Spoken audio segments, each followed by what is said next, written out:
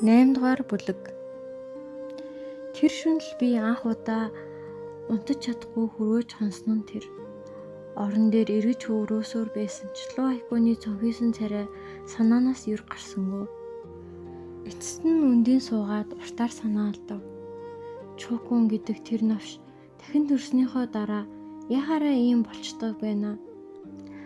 Уг нь төвчгийн аргагүй бардам дургүй хүрэм амтан байсан шүү дээ. Луу айкуу намайг ганцхан удаа ч гэсэн үнэхээр уурлуулчихвал би ямар ч өрөвдөх сэтгэлгүйгээр түүнийг орхиж чадна. Ганцхан удаа байхад л болно. Гэтэл яагаад заавал ийм царай гаргадаг юм бэ?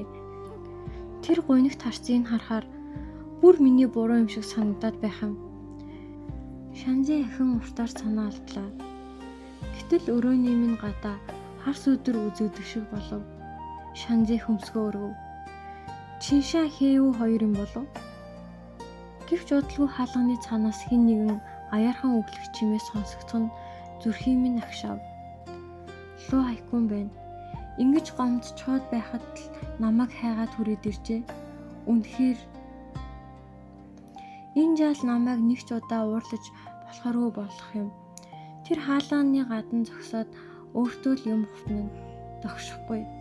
Дотогш орохгүй. Эцэст нь би өөрөө санаа зовж хаалга руу ортов. Хаалганы цаанаас луу айкууны аяархан дуу сонсогдно. Яншаа, намайг уушлаарай. Би зөвшөөрөхгүй гэж хэлээгүй юм. Агууд яаж татгалцгаа? Бас яаж яншааны тухай? Яаж хэлэхээ бодож байсан юм? Уушлаарай. Миний буруу. Тэр энэ хэдүү үгээд дахин давцаар байлаа. Сонсож суух тусам төвчээр минь барагдаж би хаалгыг огцом татан нийлээ. Авгадаа миний тухай яг юу хэлэх гэж байсан юм? Хаалга гинт нэгтгэхэд луу айкунд зочиж орхив. Тэр над руу алмайран ширтэнэ. Нүүр нь нилээд улааснаа хэсэг хугацааны дараа цонхичхав. Юу бодож байгааг нь би тааж чадсангүй. Гүнзгий амьсгаа аваад уурчилдгүй хаарна. Ам нээх гэж байтал тэр ханцуунаас минь хатгав. Тэгээд намуухан шивнэв. Яншаа, би айц санахаа мэддгүй хүн биш. Баруунууд минь үзэсгэлэнтэй биш босноо мэднэ. Гэхдээ миний нүднээс битгий зэвүүцээрээ, надаас ч бас битгий зэвүүцээрээ. Түүний энэ ганцхан өгүүлбэр миний дотор овоорсон өв олон мэдрэмжийг тэр доор нь буцахв. Хэлэхээр бэлдсэн өвч замхан алга боллоо. Тэр миний хаалганы өмнө ийм удаан зогсож юу хэлэхээ хичнээн их бодсон бол гэтэл намайг харамгцаа хамгийн түрүүнд энэ үгийг хэлжээ. Тэр нүднийхээ талаар хизээч ярьж байгаагүй. Гэхдээ баруун нүдний шарх нь түүний хамгийн эмзэг газар болсныг би мэддэг байсан юм.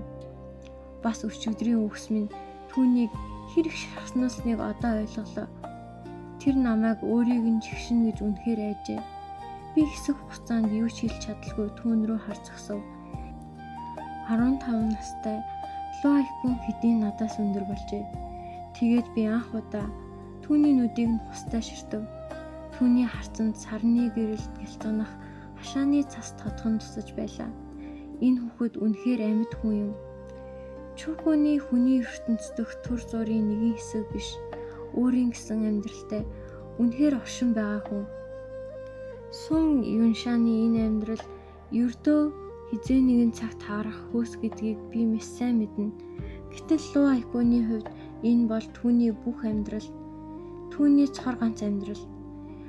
Тэр шөнө үнэхээр хүйтэн байлаа. Би нэг гараараа хаалгаа түшиж, нөгөө гараараа луу айкууныг өөртөө татлаа. Дараа нь хоёр гараараа нурууг нь тэрч чангатгав. Угаас хөрчгсөн байсан луу айкууны би хүрч чангарлаа. Юншаа уучлаарай гэж Шанзи аяархан хэлв. Уурсандаа л тэгж хэлчихсэн юм. Уучлаарай. Би чамаас зэвүүцээгүй. Битгий гонгил. Луу айкун хөдөлсөнгөө. Гэхдээ чангарсан би найжмаар сулрав. Хэсэг тэнэлснийхаа эцэст хоёр гараа миний нуруун дээр тавилаа. Гэвч намайг бараг л зөөлөн твэрч байв. Хит чанга твэрвэл намайг гомдоочихно гэж айж байгаа мэт. Удахгүй чихний дэргэд түүний санаа алдах сонсогдов. Яншаан тэр үед би дуугүй байсан нь авгад яаж татгалцгаа бодож байсных бас яаж хэлэхээ тантай гэрлэх тухай яаж хэлэхээ бодож байсан юм. Би түүний нүд рүү харахаас зайлсхийн доош харав. Луайх бүн хэсэг төгдөрсний өргөжлүүлээ. Сүүлийн хэдэн жил тохирох боломж гараагүй. Бас Яншааныг их удаан хүлээлгэшлээ. Одоо харин хэсэг заавартай үед таарсан болохоор бид гэрлэж болох юм гэж бодсон. Сая аваа ахыг зөвшөөрүүлсэн. Тэр зөөлөн асуув. Яншаан, та надтай гэрлэхийг зөвшөөрөх үү? Миний толгой тэр чигтээ хосорчгав. Эцэст нь бодлого шахам ам нэв. Би аавдаа туслахаар нийс рүү буцах хэрэгтэй. 3 дугаар хунтааштай гэрлэх гэж байгаа. Луайкүний нүур тэр дороо цайв. Би түүнийг өөрөөсөө зөөлөн түлхэж холдуулаад толгоогоо майжлаа. Гэхдээ санаа зовх хэрэггүй. Би одоохондоо бүрэн шийдээгүй байгаа. Луайкүн хэнцүүнаас минь татсан хിവэр тавьсангүй. Яншаан, надтай хамт умардад ирэхдээ маш олон зүйлсээ орхисныг би мэднэ. Бас миний төлөө олон шудраг бус зүйл төвцсөн. Юу ч тохиолдсон та үргэлж миний дэргэд үлдсэн. Тэр хэсэг чимээгүй байснаа. Яншаан надад сайн гэдгийг би мэднэ. Тийм болохоор таны урмыг хугалахыг хүсэхгүй. Шанзы тухай хэлв. Үнэн дээр энд ирснээс хойш нэг их шудраг зүйл амсаагүй. Нэгдүгээр өдрийн ихэнхийг Ланшааны дарсны газарт өнгөрүүлдэг болохоор хүмүүс юу ярьж байгааг төдийлөн сонсдоггүй. Хоёрдугаарт би тэргүүн сайдын охин хатлаа дайсны нутаг дээр хэдэн жил 9 минь амьдарсан. Тэр бүхэн Луайкүний ачаар надаас илүү доромжлол амссан хүн харин өөрөө бах. Ердийн үед ийм нөхцөл байсан бол би түүнийг гэрлэх саналыг шууд зөвшөөрөх байсан биз. Гэтэл яг өнөөдөр чи Яншаан тэр мэдээг авчирчихлаа. Энэ амьдралдаа би тийм ч ухаантай, ёс журамтай хүн биш байж болох ч эцэг эхийн ачийг бодох сэтгэлээ орхиж болохгүй.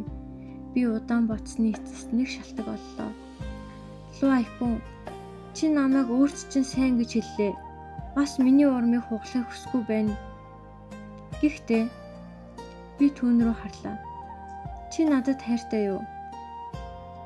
Асуусныхаа дараа өөртөө хүртэл би ярьцав.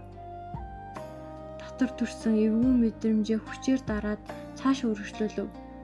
Чи намайг хүндэлдэг, намайг эрхэмлдэг. Гэхдээ миний хүсэж байгаа зүйл энэ биш. Эрэгтэй эмэгтэй хоёрын хайр ийм байдаггүй. Эхнэр нөхрийн хайр ч ийм биш. Би баг зэрэг түгдэрлээ. Чи дахиад сайн бодох хэрэгтэй. Луайкүн гайхаж орхив. Намайг ийм зүйл хэлнэ гэж огт бодоогүй болтой. Хэсэг бодсныхаа дараа тэр 50 хэлв. Би тэр зүйлсийг сайн ойлгодгүй. Гэхдээ энэ амьдралдаа өөр хүнтэй гэрлэхгүй. Тэр над руу ширтэв. Яншаан, дахин сайн бодох ёстой хүн нь та. Надаас хүчээр тайлбар нэгсэнгүй. Зүгээр л инээмсэглээд Яншаан, зөвшөөрвөл өөрөө над дээр ирээд хэлээрээ. Хойшлуулмаар байвал хойшлуулж болно. Тэр ирэхийнхээ өмнө шүн хүүтэн байна. Дулаан авцлаарэ. Яншаан, би эхлээд буцъя. Холдон одох нурууг нь ширтэж байгаад би нүрээ 2 гараараа чанга дарлаа. Жаалаа, ингэж сайхан инээхэ болил доо. Намайг яг л ууралж гомсон хүүхүүчиг харагдуулчлаа шүү дээ. Ямар ичмээр юм бэ? 3 хоногийн дараа би өрөөнийхөө ширээн дээр захиа үлдэв. Би ууланд ан хийхээр явлаа. Хизээ буцаж ирэхээ мэдэхгүй. Луайкүн хэрв чи цэрэгт мортохоор шийдсэн бол яв. Намайг буцаж ирэхийг хүлээгээд гэрлэгээ хойшлуулах хэрэггүй. Эцэст нь Шанзи ганцаараа өмд хаалга руу очиж Чиншаан хинүү хоёрыг даган нийслэл буцахаар шийджээ. Яагаад гэвэл Луайкүн одоо надгүй байсан ч өөрийгөө авч чадна гэдгийг би мэдсэн. Харин нийслэлд нас өндөр болсон сүүн эцэг байна. Удаан уулзаагүй зарц бүсгүй цүү бич байна. Бас өөр олон хүн байгаа. Тэд улс төрийн тэмцэл гихч зүйлээс болж үхэх ёсгүй. 5 жилийн өмнөх жанжны өргөний хүмүүс шиг галт шатаж бүр зогтсон ч олдохгүй алга болох ёсгүй.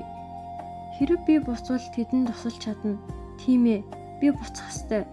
Умард руу ирсэн замтай харьцуулахад нийс рүү буцах зам хамаагүй хурдан байлаа. Замын турш хаасайгүй сэрэмжлүүлсэн зарлал игэл ардын нүүрэнд айц төгшөөр тодорно. Өөрийн мэдлгүй би ч бас улам сандарч эхлэв.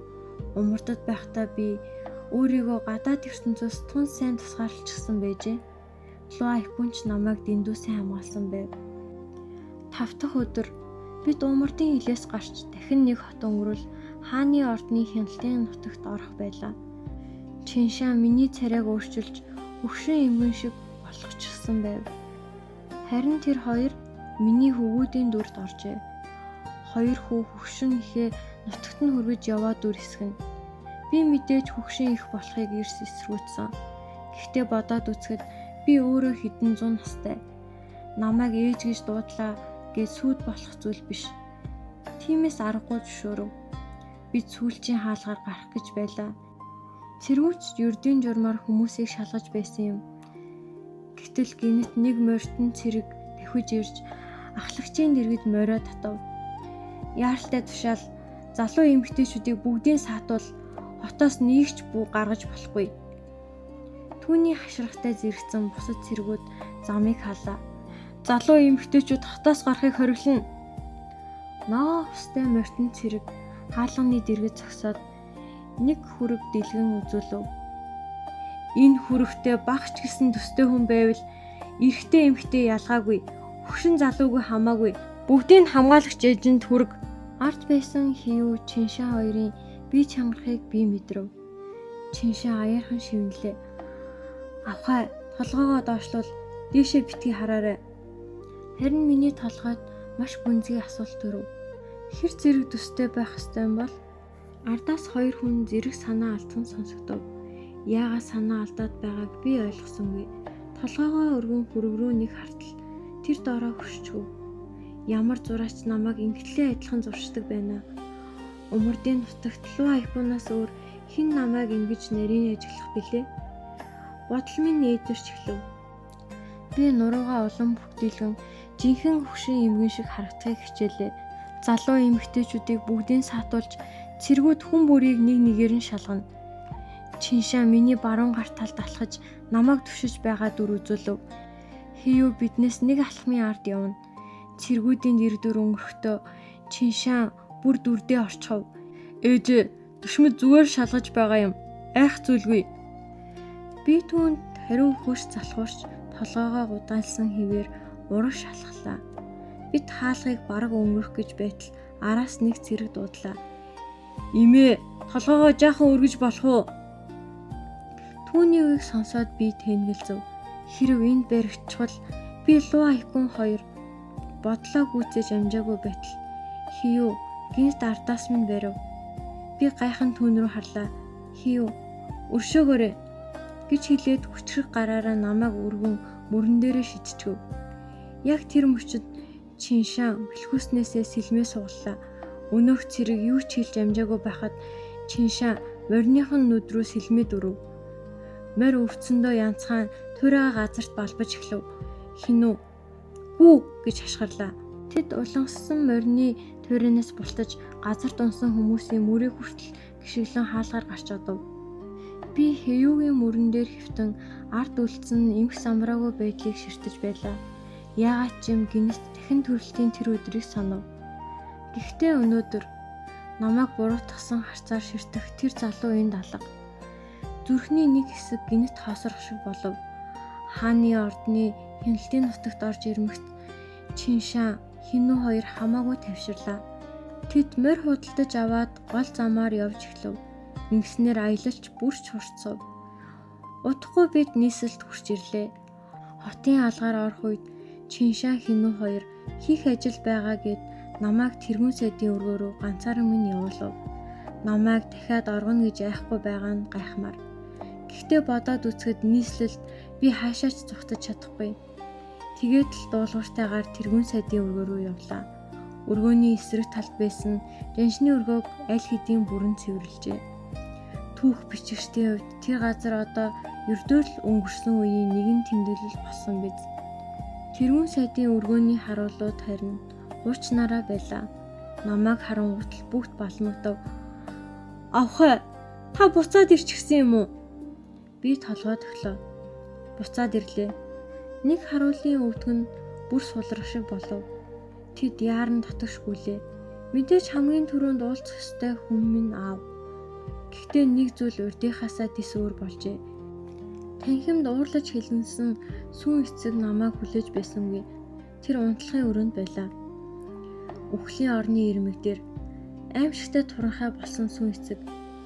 Би түүнийг дуудах гэхээс хүртлээ. Хүн хөшөрхөөрөө ийм болдог гэж юу? Үнэхээр төсөөлж байсангүй. Сүүн эцэг орон дээрээ хөвтөн над руу хэсэг бүлгэн ширтв. Удаан хугацааны дараа нүдэн аниад сулхан санаа алдав. Яваад өг. Чи босож ирэх ёсгүй байсан юм. Би угаас үүлэн сүнс. Юу чгүй төрсөн, юу чгүй өссөн. Эцэгчгүй, ихчгүй. Эцэгхийн хайр гэж юу байдгийг би хизээч ойлгодгүй байлаа. Гэхдээ яг энэ мөчөд өмнө минь хэвтэх энэ өвгнийг сайн халамжлах ёстой юм шиг санагдав. Тэр бусдад хичнээн муу зүйл хийсэн байлаа ч хамаагүй. Миний нүдэнд бол одоо ердөө ганцаарсан нэгэн эцэг байлаа. Аава, би намуухан дуудав. Би ашлалгүй охин байжээ. 3 дугаар хунтааштай гэрлээ. Сүүн эцэг уруулаа чичирхийлв. Тэр удаан дуугүй хөвцсний эцэст үлдсэн бүх хүчээ шавхаад үндийн суулаа. Тэгээд хатуу дуугаар хин чамайг буцааж авчирв. Би ч очлоо. Сүүн эцэг амьсгаадан өргөжлөлөв.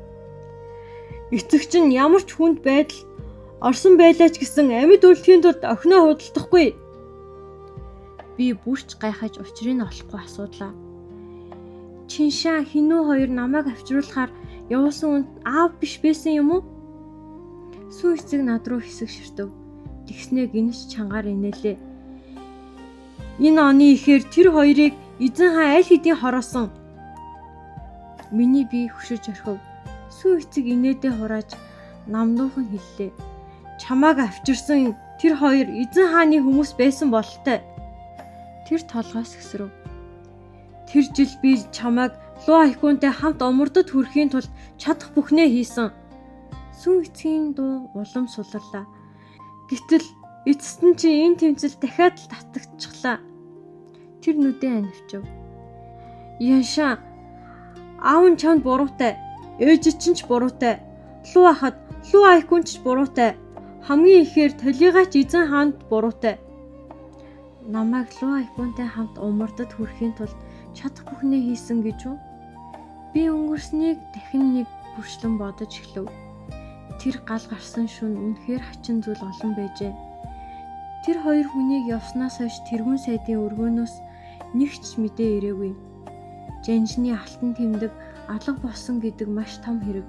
Гэтэл хааны ордон бидний араас хөөцөлдөх хүн бараг явуулаагүй. Би луу айкунтай яст нэлхий шиг удаан явсан. Тэгсэн атлаа ганц цэрэг бидний гүйцэж ирээгүй.